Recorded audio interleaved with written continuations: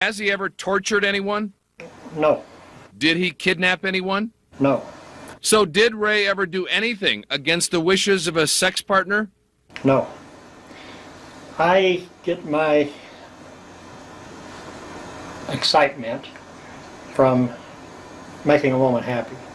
My trailer had numerous sex toys in it of different types, all different fetishes. I got pleasure out of the woman getting pleasure. I did what they wanted. 1999년 3월 9.11 운영자들은 갑자기 한 소녀가 극도로 공포에 떨며 도로에서 차량을 세우려고 필사적으로 노력하고 있다는 신고 전화를 받았습니다. 이상하게도 그녀는 완전히 벌거벗은 상태였고 목에는 개 목줄만 차고 있었습니다. 이 소녀에게 무슨 끔찍한 일이 벌어진 걸까요? 그 미스터리한 사건의 뿌리를 밝히기 위해 과거로 여행을 떠나보세요. 1999년 3월 19일 뉴멕시코 주 앨버커키에서 22세의 매춘부 신시아 비질은 주차장에서 손님을 기다리고 있었습니다. 한 남자가 다가와 그녀에게 $20를 제안하며 자신의 토요타 RV 안에서 성행위를 하자고 했습니다. 그녀가 동의하자마자 그 남자는 갑자기 태도를 바꾸며 자신이 잠복 경찰이라고 밝혔고 신시아에게 매춘 혐의로 체포되었다고 알렸습니다. 신시아는 상황을 이해할 수 없어 어리둥절했지만 자칭 잠복 경찰의 지시에 순순히 따랐습니다. 순식간에 신시아는 차량에 밀어 넣어졌고 그녀는 이미 다른 여자가 안에 앉아있는 것을 발견했습니다. 사실 그 남자는 경찰이 아니라 다비드 파커레이라는 사기꾼이었습니다. 이 남자는 누구이며 신시아에게 접근한 의도는 무엇이었을까요? 신시아를 함정에 빠뜨린 후 다비드는 곧바로 그녀를 자신의 트레일러로 데려갔습니다. 그 트레일러는 픽업 트럭에 연결되어 있었으며 철저히 방음 처리되어 있었습니다. 그는 이 트레일러를 자신의 장난감 상자라고 불렀습니다. 신시아는 이 남자에게 약을 먹이고 눈을 가린 채 침대에 묶여 있었습니다. 그 순간 그녀는 테이프 녹음기의 버튼이 눌리는 소리와 함께 테이프에서 재생되는 무서운 목소리를 들었습니다. 아마도 데이비드가 직접 녹음한 것으로 보이는 목소리였습니다. 우리가 왜 여기에 온지 우리는 알고 있다. 지금부터 나는 너를 성노예로 사용할 것이며 지옥처럼 고통받게 될 것이다. 그게 내가 너에게 준비한 것이다. 그 소름 끼치는 말을 들은 후 신시아는 데이비드에 의해 방 한가운데의 의자에 묶였습니다. 그 후 이틀 동안 그는 그의 여자친구이자 공범인 신디 핸디와 함께 잔인하게 신시아를 고문하고 성폭행했습니다. 연인임에도 불구하고 신디는 데이비드와 함께 젊은 여성들을 대상으로 한 그의 사디스틱한 게임에 전적으로 협력했습니다. 변태적인 듀오는 채찍, 위료기구, 전기 충격 장치, 성장난감을 사용하여 신시아를 고문했습니다. 더 끔찍한 것은 이러한 행위를 시작하기 전에 데이비드는 항상 신시아에게 그녀가 겪게 될 고문과 그녀가 준수해야 할 엄격한 규칙을 자세히 설명한 녹음된 테이프를 재생했다는 것입니다. 1999년 3월 22일 데이비드의 장난감 상자에 갇힌 지 셋째 날이 되었을 때 신시아는 극심한 고통 속에서 절망하며 그녀가 곧 죽을 것이라고 믿었습니다. 그럼에도 불구하고 희망이 없는 것처럼 보였던 순간에 그녀의 탈출 기회가 마침내 찾아왔습니다. 그날 데이비드가 집을 떠났을 때 그의 공범인 신디도 방을 나섰고 신시아가 묶여있던 곳 가까운 테이블에 열쇠를 두고 나갔습니다. 그 순간을 놓치지 않고 신시아는 온 힘을 다해 열쇠를 잡고 손목에 묶인 수갑을 풀었습니다. 그러나 이 탈출 시도는 거의 실패할 뻔했습니다. 신시아가 사슬을 풀려고 하는 순간 신디가 램프로 그녀의 머리를 쳤습니다. 두 여성 간의 치열한 싸움이 벌어졌고 신시아는 어떻게든 날카로운 핀을 잡아 신디의 목을 찔렀습니다. 신디가 고통 속에서 몸부림치는 동안 신시아는 재빨리 그녀의 족쇄를 풀고 완전히 나체 상태로 개 목걸이만 차고 도망쳤습니다. 그날 오후 늦게 광활하고 황량한 풍경 속에서 피로 얼룩진 나체의 소녀는 필사적으로 도망치기 위해 흙길을 따라 미친 듯이 뛰었습니다. 길을 따라 작은 집들을 보았지만 신시아는 그녀의 포획자들이 가까이 있다고 두려워 멈추어 문을 두드릴 엄두를 내지 못했습니다. 절박한 상태에서 신시아는 지나가는 차를 필사적으로 세우려고 길로 뛰어들며 누군가가 누구라도 그녀를 구해주게 기도했습니다. 그리고 22세의 소녀에게 운이 따랐습니다. 신시아는 열린 문이 있는 이동식 주택을 발견했습니다. 그녀는 즉시 안으로 뛰어들어가 울면서 집주인에게 그녀를 구해달라고 간청했습니다. 집주인은 신시아의 몸에 있는 끔찍한 상처를 보고 젊은 소녀의 절박한 간청을 즉시 받아들이고 문을 닫고 경찰에 전화를 걸었습니다. 긴급 호출 후 경찰은 현장에 도착하여 불안에 떨고 있는 소녀를 구출했습니다. 그제야 신시아는 자신이 앨버커키에서 남쪽으로 150마일 떨어진 곳에 있다는 사실에 충격을 받았습니다. 그럼에도 불구하고 그녀는 경찰의 보호 아래 어느 정도 안전하다는 것을 알게 되어 조금씩 안정을 되찾기 시작했습니다. 조사를 돕기 위해 신시아는 그녀가 겪은 끔찍한 기억을 되새겼습니다. 그녀의 증언을 바탕으로 경찰은 신속하게 행동을 취해 59세의 데이비드 파커 레이와 그의 39세 여자친구 신디 레아 핸디를 체포했습니다. 데이비드 레이 파커, 토이박스 킬러로 유명한 그는 1939년 11월 6일 뉴멕시코주 벨렌에서 태어났습니다. 그는 부모인 세실 레이와 네티 레이와 함께 작은 농장에서 자랐습니다. 그의 아버지 세실은 심한 알코올 중독자로 아내와 자녀들을 자주 학대했습니다. 데이비드가 10살이었을 때 세실은 아내와 이혼하고 집을 떠났으며 데이비드와 그의 여동생 패기는 뉴멕시코주 마운틴에어의 시골 농장에서 조부모와 함께 살게 되었습니다. 그때부터 그들의 삶은 두려움과 불안정으로 가득 찼습니다. 그의 거의 70세 된 할아버지 이선 레이는 엄격하고 괴팍한 사람이었으며 손자들이 엄격히 지켜야 할 특이한 규칙들을 부과했습니다. 불복종은 잔인하고 무자비한 지팡이로 심한 매질을 당하는 결과를 초래했습니다. 학교 시절 데이비드는 키가 크고 위압적이었지만 매우 수줍음이 많고 종종 두려워했으며 동급생들에게 괴롭힘을 당하는 일이 많았습니다. 또한 그는 여자아이들 앞에서 상당히 소심한 모습을 보였습니다. 나중에 학교에서 겪은 경험들이 그의 후에 나타난 불안정한 행동에 기여한 것으로 추정되었습니다. 사춘기 동안 데이비드는 알코올과 약물 남용에 빠지기 시작했습니다. 또한 이 시기에 그는 병적인 생각과 음란한 행위에 대한 관심을 가지게 되었습니다. 특히 데이비드는 자신이 강간범의 역할을 하며 여성을 고문하고 살해하는 상상을 했습니다. 그의 여동생 패기는 그의 개인 방에서 포르노 사진을 발견하기도 했습니다. 아마도 그 시점부터 병적인 살인자의 씨앗이 서서히 형성되었을 것입니다. 경찰에 체포되어 신문을 받은 후 병적인 남자와 그의 애인은 신시아가 헤로인 중독자였으며 그들의 행동은 단지 그녀가 중독을 극복하도록 돕기 위한 노력일 뿐이라고 주장했습니다. 이 내용이 도움이 되셨기를 바랍니다. 추가로 궁금한 점이 있으시면 언제든지 말씀해 주세요. 사실 경찰이 그의 집과 그가 토이박스라고 부르는 트레일러를 수색했을 때 더욱 소름 끼치는 발견들이 있었습니다. 그들의 거주지를 수색하는 동안 경찰은 총, 부서진 손전 등 신시아의 증언과 일치하는 테이프 레코더를 발견했습니다. 게다가 경찰은 데이비드의 가짜 경찰 배지, 납치 당일 피해자가 입었던 옷, 채찍, 체인, 벨트, 클램프, 톱, 수갑, 스턴건 및 다양한 성적 도구와 같은 고문 장치들을 발견했습니다. 더욱 소름 끼치는 것은 그는 피해자들이 자신들의 고통을 목격하도록 강요하는 큰 거울 아래에 위치한 특수한 부인과 검사 의자를 설치해 두었다는 것입니다. 또한 1996년 이 비디오 테이프도 발견되었습니다. 이 테이프에는 데이비드와 그의 공범이 한 여성을 강간하고 고문하는 장면이 담겨 있었습니다. 이 시점부터 데이비드 레이 파커는 단순히 정신적으로 불안정한 개인이 아니라 인간의 탈을 쓴 괴물로 진화했다고 결론지을 수 있습니다. 미국 전역을 분노하게 만든 데이비드의 악명 높은 사건 이후 안젤리카 몬타노라는 여성이 경찰에 나타나 자신도 비슷한 방식으로 그에게 공격당했다고 밝혔습니다.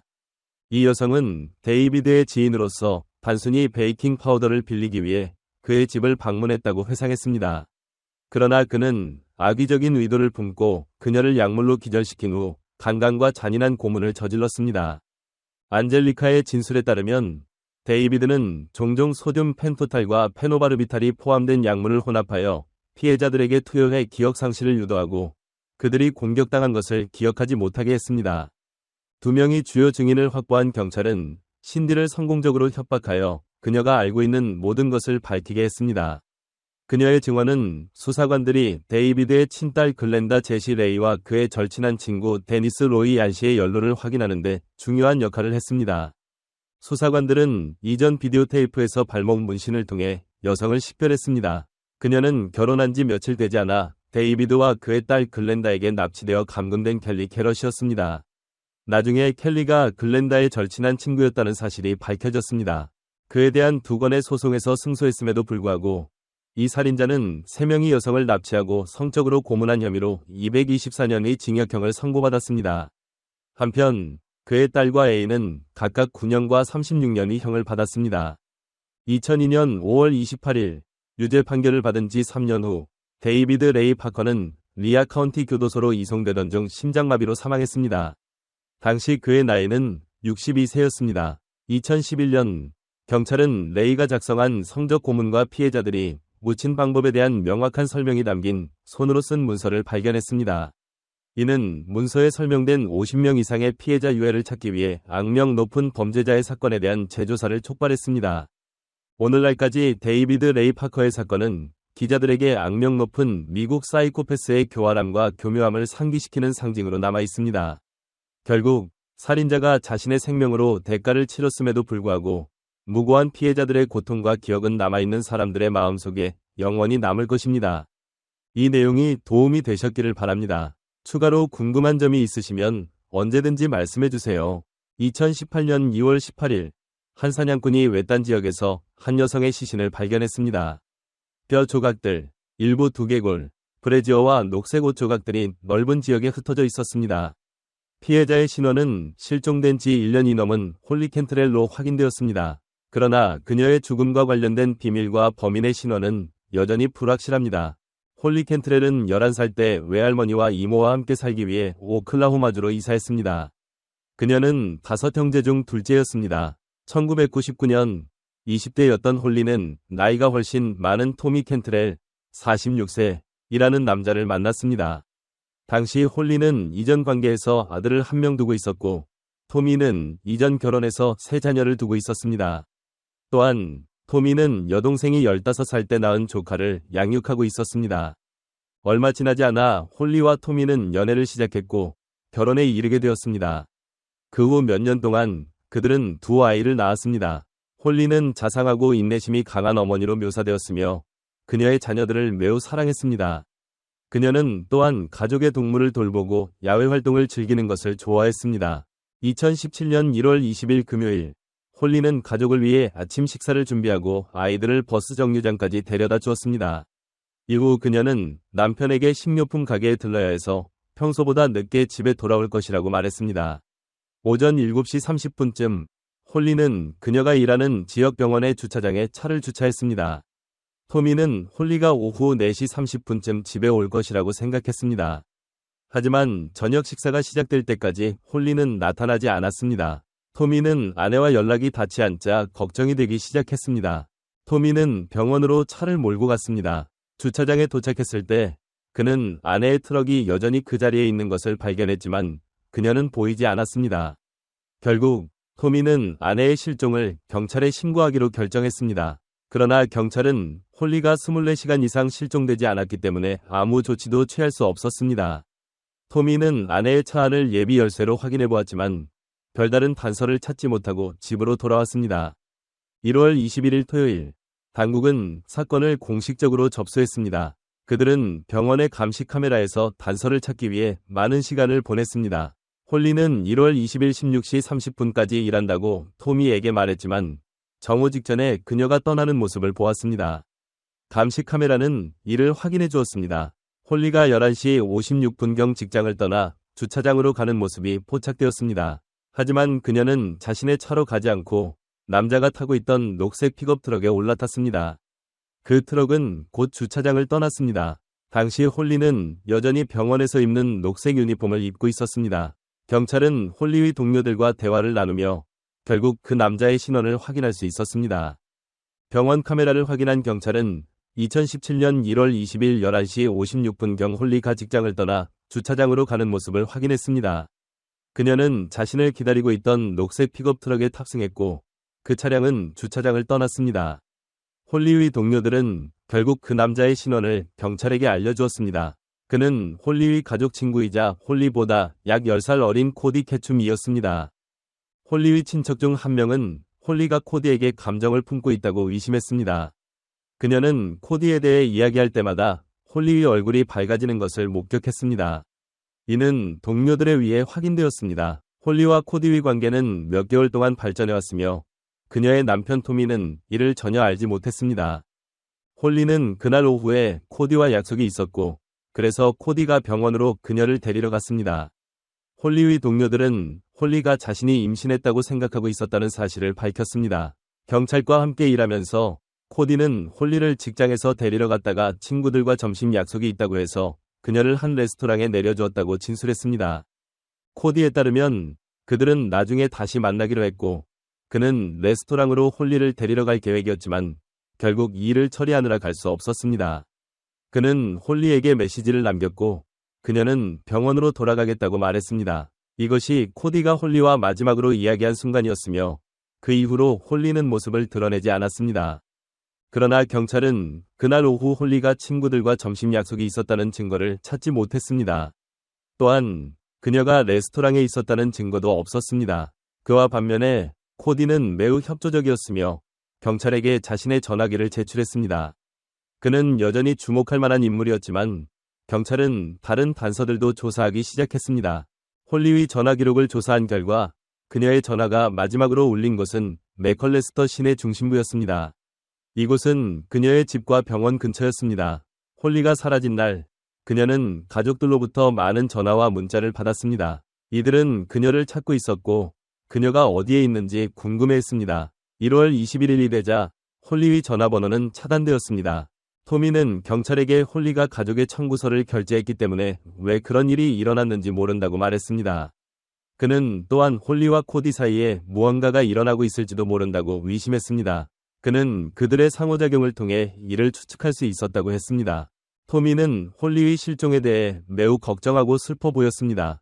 그러나 홀리의 가족들은 또 다른 놀라운 사실을 밝혔습니다. 홀리의 여동생 미자는 토미의 통제적인 태도 때문에 언니와 갈등을 빚었다고 말했습니다. 미자는 홀리가 실종되기 몇 달 전 언니와 시간을 보내고 싶었지만 홀리가 토미를 우선시한다고 말했고 이것이 두 사람이 마지막으로 대화한 순간이었다고 했습니다.